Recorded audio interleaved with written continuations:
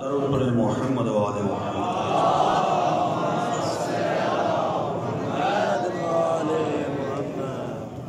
اعوذ باللہ من الشیطان اللعین الرجیم، بسم اللہ الرحمن الرحیم۔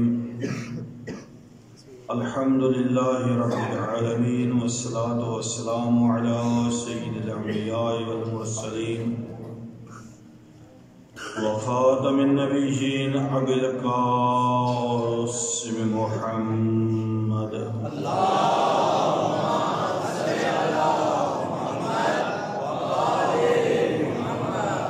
وأهل بيته الطيبين الطاهرين المعصومين، أما بعد فقد قال رسول الله صلى الله عليه وآله وسلم: يا علي أنت في أمتي مثل الكعبة۔ درود پڑھیں آل محمد کی۔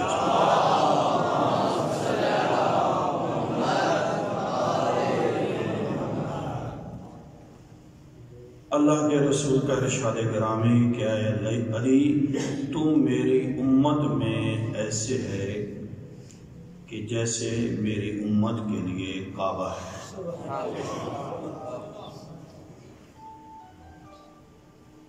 ایسے ہی تیرا احترام ضروری ہے جیسے کعبے کا احترام ہے۔ جیسے کعبے کی طرف اگر پشت کر دی جائے تو کوئی عبادت قبول نہیں، اگر علی کی طرف پیٹھ کر دی جائے تو کوئی عبادت قبول نہیں۔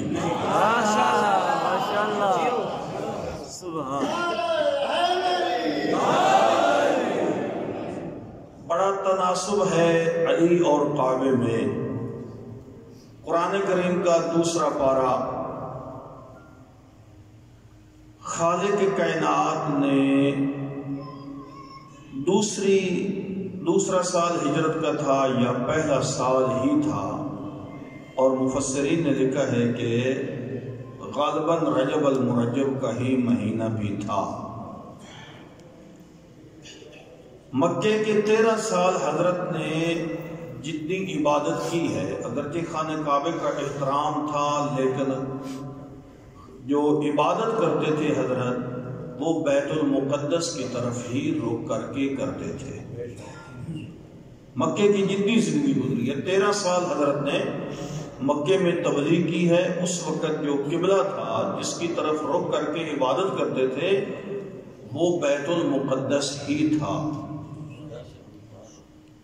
قرآن کے الفاظ ہیں، قرآن کا انداز ہے، مفسرین نے متفقن علیہ یہ بات لکھی ہے کہ اللہ کے رسول کو خانہ کعبے کے ساتھ کتنی الفت اور محبت تھی۔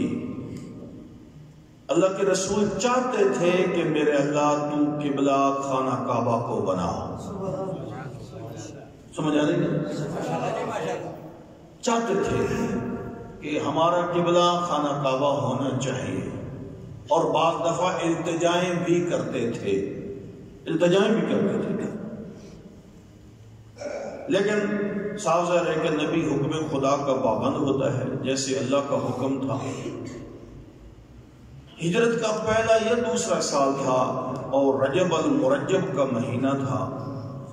مفسرین نے لکھا ہے کہ نماز ظہر حضرت ادا کر رہے تھے اور رکوع میں پہنچے ہیں۔ پہلی رکعت کا یا دوسری رکعت کا رکوع تھا۔ عین رکوع کے وقت اللہ کا حکم آ گیا کہ اے نبی اپنا رخ خانہ کعبے کی طرف پھیر دو، اور عین رکوع کے عالم میں ہی اللہ کے رسول نے اپنا رخ خانہ کعبے کی طرف پھیر لیا، اور وہاں سے ہی قبلہ خانہ کعبہ کو بنایا گیا۔ بات کرنے کا مقصد یہ ہے کہ اللہ کے رسول کی خواہش تھی کہ خانہ کعبہ قبلہ ہو۔ سمجھ آ رہی ہے؟ علی اور خانہ کعبے میں یہ بھی بڑی مماثلت ہے۔ جیسے اللہ کے رسول کی خواہش تھی کہ قبلہ خانہ کعبہ ہو، ایسے ہی اللہ کے رسول کی خواہش تھی کہ علی دنیا میں آئے اور دین میں میری نصرت اور مدد کرے۔ جیسے اللہ کا رسول خانے کعبے کو قبلہ بنانے کے لیے اللہ سے التجائیں کرتے تھے، ایسے ہی علی کا انتظار کرتے ہوئے بھی اللہ سے التجائیں کرتے تھے کہ میرا اللہ مجھے کوئی ایسا مددگار عطا فرما، ایسا کوئی میرا ناصر اور معین عطا فرما جو دین کی نصرت میں میری مدد کرے، دین کی تبلیغ میں میری مدد کرے۔ اللہ تعالیٰ نے آج کے دن اللہ کے رسول کو یہ عظیم گوہر عطا فرمایا۔ میں کہتا ہوں کہ شاید ہمیں معرفت اتنی نہیں ہے، ہماری ایمان کی کمزوری سمجھے، معرفت کی کمی سمجھے۔ علی کی آمد پر جتنے اللہ کے رسول خوش ہوئے ہیں، کیونکہ یہ اللہ کے رسول کو پتا تھا کہ یہ کوئی عام بچہ دنیا میں نہیں آیا، اسی کے صدقے میں اسلام نے پروان چڑھنا ہے، اور نبیوں کی محنت وہ اسی علی کی تلوار کے صدقے میں محفوظ اور ممنون ہونی ہے۔ اس لیے دوستو آج کا دن تمام انسانیت کے لیے ایک خوشی کا دن ہے، یہ کوئی عام دن نہیں ہے۔ اسی مبارک دن کے سلسلے میں تمام مومنین کی خدمت میں میں ہدیہ تبریک پیش کرتا ہوں۔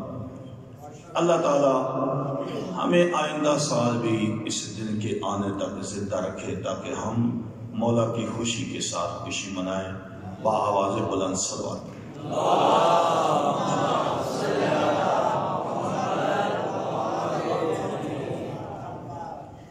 ولادت با سعادت آپ ماشاءاللہ سن رہے ہیں، اور میں نے رات کو بھی کچھ بقدر ضرورت اس کے اوپر روشنی ڈالی ہے۔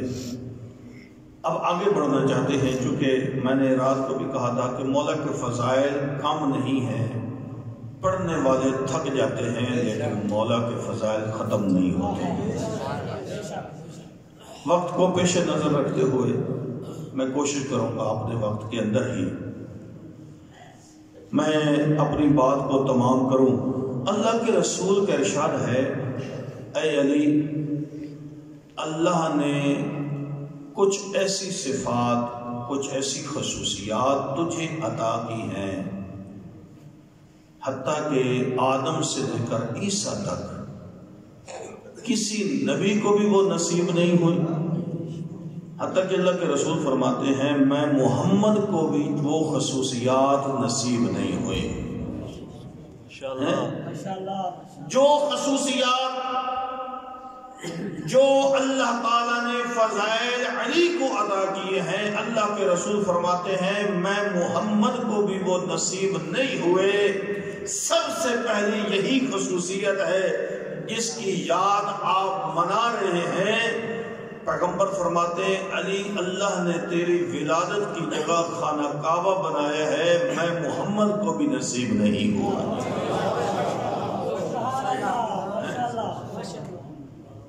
سید الانبیاء ہیں، سید البشر ہیں، باقی جتنے فضائل ہیں پیغمبر اعظم کا مقام سب سے بلند ہے، لیکن میں حدیث رسول پڑھ رہا ہوں، اللہ کے رسول فرماتے ہیں یہ فضیلت مجھے بھی نصیب نہیں ہوئی۔ خانہ کعبے میں اگر ولادت ہوئی ہے تو صرف اور صرف علی کی ولادت ہوئی ہے۔ اور دوسری فضیلت اللہ کے رسول ارشاد فرماتے ہیں اللہ نے جو زوجہ علی تجھے نصیب کی ہے وہ زوجہ میں محمد کو بھی نصیب نہیں ہوئی۔ نبی کی زوجہ تو بڑی تھی، بڑی دلیر، بڑی شجاع، بڑی بہادر، لیکن جو عظمت، جو طہارت اور جو پاکیزگی اللہ نے علی کی زوجہ کو نصیب کی ہے وہ پیغمبر کی بھی کسی زوجہ کو اللہ نے نصیب نہیں۔ پھر اللہ کے رسول ارشاد فرماتے ہیں علی، تیسری فضیلت یہ ہے جو اللہ نے تجھے فرزندان عطا فرمائے ہیں وہ میں نبی کو بھی نصیب نہیں ہوئے۔ اللہ نے تجھے حسن و حسین جیسے فرزندان عطا فرمائے۔ اللہ کے نبی کے بیٹے تھے، لیکن ایک دفعہ اللہ کے رسول ایک گودی میں ایک زانو پر بٹھائے ہوئے تھے جناب ابراہیم اپنے بیٹے کو، اور ایک زانو پر بٹھائے ہوئے تھے حضرت امام حسین علیہ السلام۔ فوراً طور پر جبریل آتے ہیں، اللہ کے رسول خالق کائنات نے تیرے ایک بیٹے کو منتخب فرما دیا ہے، ایک تیرا بیٹا اٹھانا چاہتا ہے، کس کا فراق، کس کی جدائی تو برداشت کر سکے گا، کس کی جدائی تو برداشت نہیں کر سکے گا؟ جس کی جدائی تیرے لیے برداشت کرنا آسان ہے اللہ اس کا انتخاب کرے گا۔ تو اللہ کے رسول فرماتے ہیں کہ میں ابراہیم کی جدائی برداشت کر سکتا ہوں، حسین کی جدائی برداشت نہیں کر سکتا۔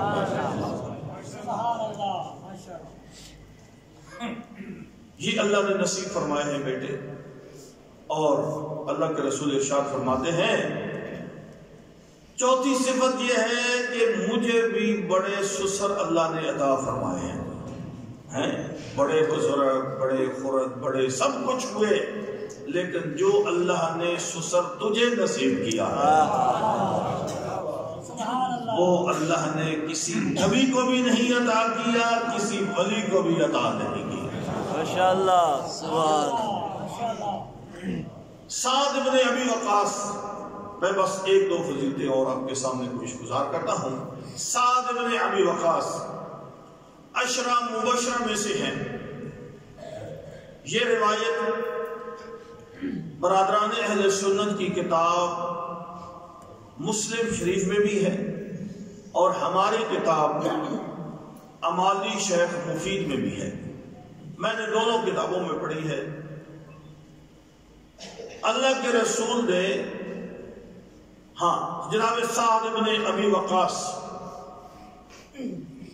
وہ کہتا ہے کہ میں حج کا سفر کر رہا تھا، دو آدمی کوفہ سے آئے ہیں، میں نے ان سے پوچھا کہاں سے آ رہے ہیں؟ انہوں نے کوفہ سے، کوفہ کے کس خاندان سے تعلق رکھتے؟ انہوں نے کہا بنی کنانہ سے، وغیرہ وغیرہ پوچھتے پوچھتے سعد بن ابی وقاص کہتا ہے کہ جب میں نے ان کی تحقیق کی تو یہ مولا کے انتہائی قریبی افراد میں سے تھے۔ سمجھ آ رہی ہے نا؟ چونکہ آگے جو سعد بن ابی وقاص بات کرنا چاہتا تھا، اس بات کا مزہ وہی لے سکتا تھا، اس بات کو سمجھ وہی سکتا تھا جو مولا کا انتہائی قریبی ہو۔ سمجھ آ رہی؟ اب میں بھی آپ کے سامنے سعد بن ابی وقاص کی وہ روایت پیش کر رہا ہوں، چونکہ میں بھی آپ کو یہی سمجھتا ہوں کہ علی کے فضائل پر صرف اور صرف ہر آدمی کو مزہ نہیں آتا، شیعان علی کو ہی صرف مزہ آتا ہے۔ اب میں دیکھتا ہوں کہ آپ کو کتنا مزہ آتا ہے۔ اگر اسی طرح چادریں لے کر آپ بیٹھے رہے تو پھر علی کے فضائل کا وہ جشن کا سامان نہیں بن سکے گا۔ یہ چادریں ذرا اتار کر بیٹھے نا، بآواز بلند صلوات پڑھیں گے۔ نعرہ تکبیر، نعرہ رسالت، نعرہ حیدری، نعرہ حیدری، حسنین کا بابا، حسنین کا بابا، مولود کعبہ، مولود کعبہ، زہرا کا شوہر، کعبے کا گوہر، زہرا کا شوہر، کعبے کا گوہر، نبوت کا نعرہ، نبوت کا نعرہ، میری آنکھ کا تارا، میری آنکھ کا تارا، آقا بوذر، آقا بوذر، ولیوں سے برتر، ولیوں سے برتر، بھٹکوں تو سہارا، ذرا جانتے پاؤ آپ، بھٹکوں تو سہارا، بھٹکوں تو سہارا، نبیوں نے پکارا، نبیوں نے پکارا، مولا کمبر، مولا کمبر، ہم سب کا رہبر، ہم سب کا رہبر، قبر کے باہر جو بھی کرے تیری قبر کے اندر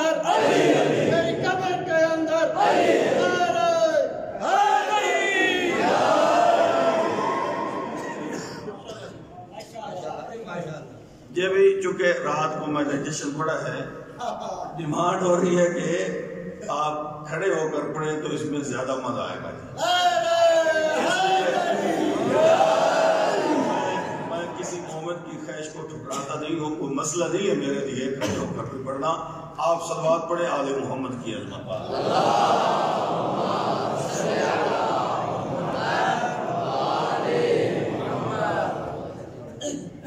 اچھا، سعد ابن ابی وقاص، آپ کو اس کا تعارف بھی کرواتا جاؤں۔ جس وقت میرے مولا نے سلونی سلونی قبل ان تفقدونی کا دعویٰ کیا تھا، یہ وہی آدمی ہے کہ جس نے کہا تھا کہ آپ بتائیں میری داڑھی کے بال کتنے ہیں۔ سمجھ آ رہی؟ یہ سعد ابن ابی وقاص وہی ہے۔ اس نے کہا تھا کہ میری داڑھی کے بال کتنے ہیں؟ مولا نے فرمایا میں تیری داڑھی کے بال جانتا ہوں، اور یہ بھی جانتا ہوں تیری داڑھی کے ہر بال کے ساتھ ایک شیطان بیٹھا ہے۔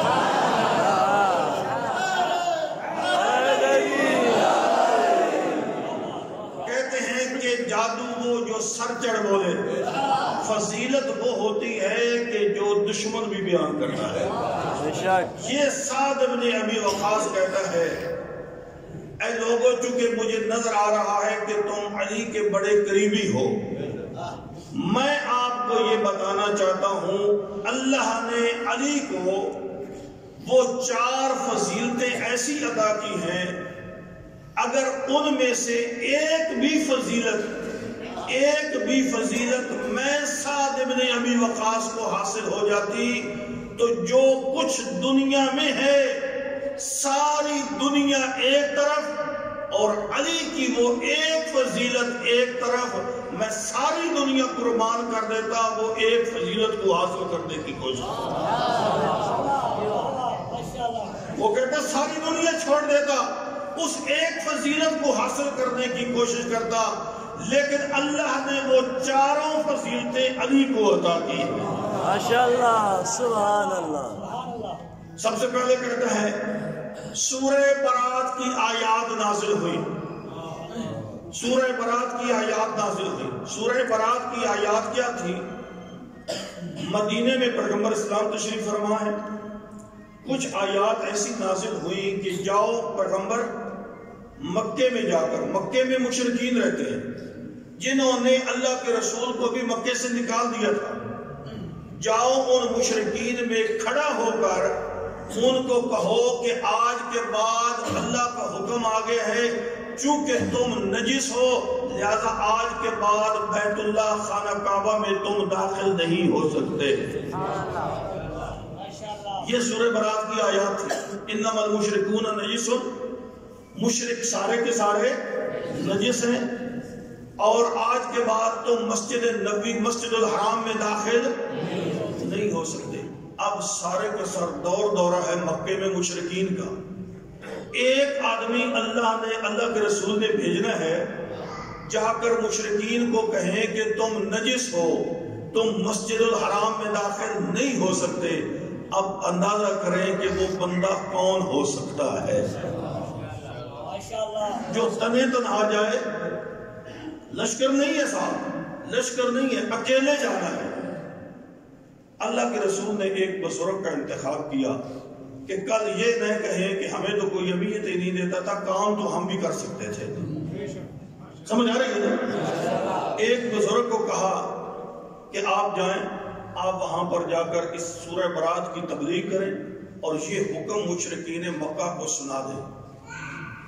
وہ بزرگ کچھ ہی دیر آگے چلا، مدینے سے روانہ ہوا، کچھ صافت اس نے راستہ طے کیا، خالق کے کائنات کی طرف سے حکم آ گیا کہ یا رسول اللہ لا یؤدی عنک الا انت اور رجل منک، اے اللہ کے رسول یا سورہ برات کی تبلیغ آپ خود کر سکتے ہیں یا وہ کر سکتا ہے جو تجھ جیسا ہو،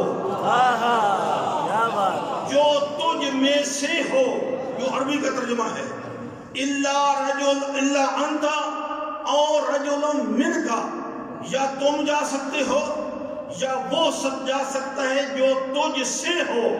اب اللہ کے رسول نے اپنے پورے مجمع پر نگاہ کی ہے، صرف اور صرف یہ کائنات میں اللہ کے رسول کو علی نظر آئے ہیں، اس لیے فرمایا یا علی انت منی و انا منہ، تو مجھ سے ہے میں تجھ سے ہوں۔ لہذا سورہ برات کی اگر تبلیغ کر سکتا ہے تو صرف اور صرف علی ابن ابی طالب۔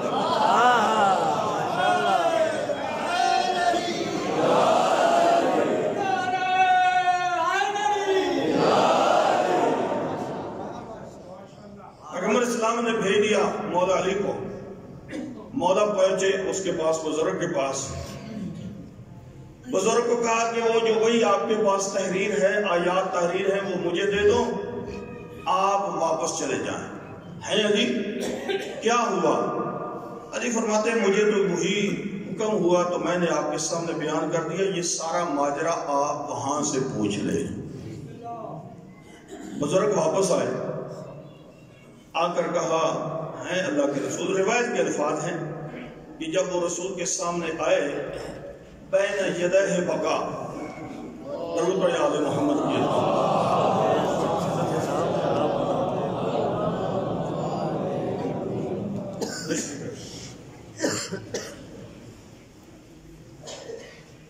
جب وہ صحابی رسول اللہ کے رسول کے پاس سامنے آئے تو رو پڑے۔ یہ رونا بڑا مسئلہ تھا ان کو، کئی دفعہ پہلے بھی وہ روتے تھے، آج بھی پھر وہ رونے لگے ہیں۔ یا رسول اللہ کیا مسئلہ ہو گیا؟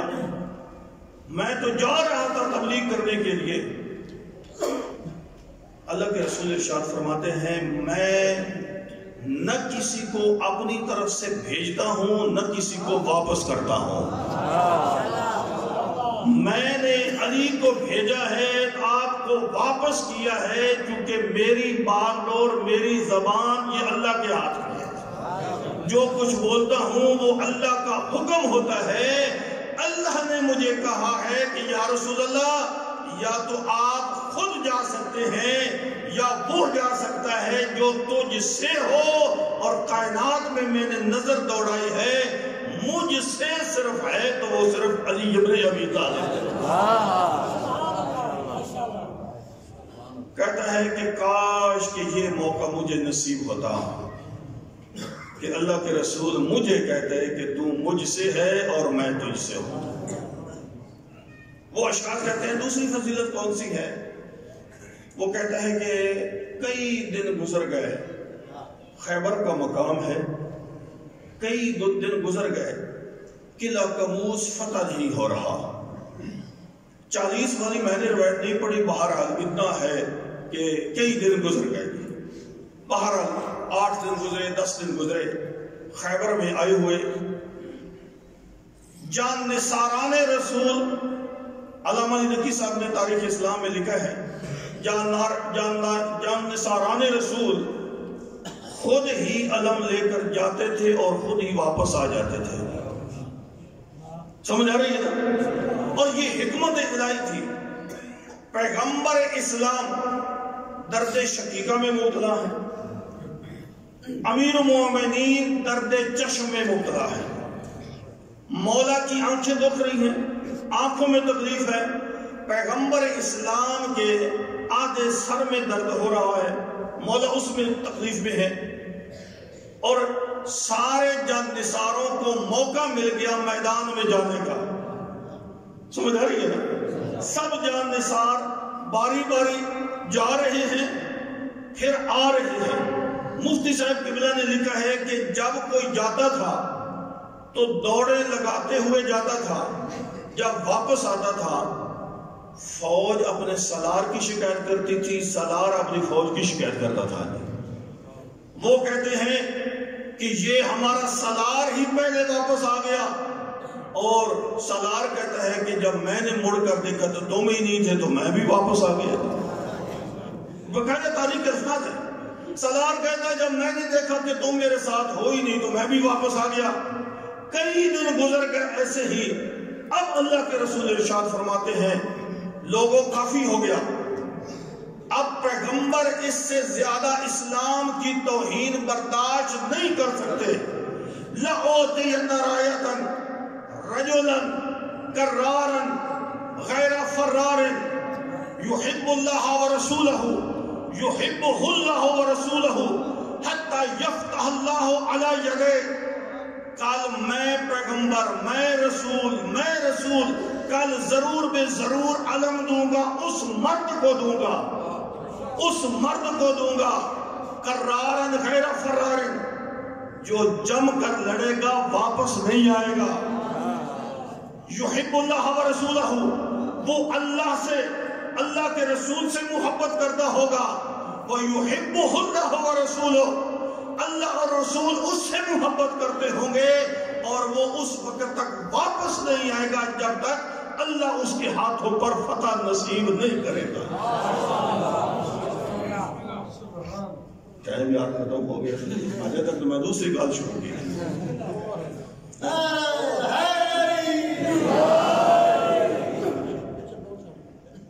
بہرحال اس بات کو میں مکمل کر ہی سکتا۔ اچھا، رسول خدا فرماتے ہیں آپ ہر وقت خیبر سنتے رہتے ہیں، اللہ کے رسول فرماتے ہیں کل میں دوں گا، اس کو عربی زبان میں متکلم کا صیغہ کہتے ہیں، کل میں دوں گا۔ اس کا مطلب ہے اس سے پہلے رسول نہیں دیتے تھے، خود ہی جاتے تھے، خود ہی واپس آ جاتے تھے، سمجھ رہے؟ اور دینا چاہیے بھی نہیں تھا کسی کو علم، کیونکہ علم جو دیتا ہے فتح اور شکست کا وہ ذمہ دار ہوتا ہے۔ اللہ کے رسول نے اس سے پہلے جنگوں میں آزما چکے تھے کہ اگر میری فوج کا علمبردار ہو سکتا ہے تو وہ صرف علی ہو سکتا ہے۔